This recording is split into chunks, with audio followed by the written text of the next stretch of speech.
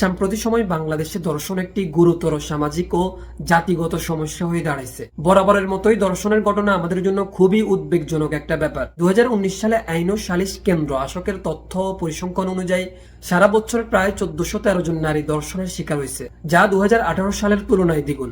প্রথম আলো প্রচারিত পুলিশের তথ্য অনুযায়ী 2023 সালে সারা বছর প্রায় 5202টি ধর্ষণের মামলা দায়ের করা হয় নিম্ন আদালতে, এবং কালের কণ্ঠের প্রতিবেদন অনুযায়ী 2024 সালের জানুয়ারি মাসেই শুধু 41 জন নারী ধর্ষণের শিকার হয়েছে। এদের মধ্যে 29 জন নারী একক ধর্ষণ, বাকি 12 জন নারী দলবদ্ধ ধর্ষণের শিকার হয়েছে। ঠিক একই বছরের পরিসংখ্যান 2024 সালে 365 দিনের মধ্যে প্রায় 401 জন নারী দলবদ্ধ ধর্ষণের শিকার হয়েছে।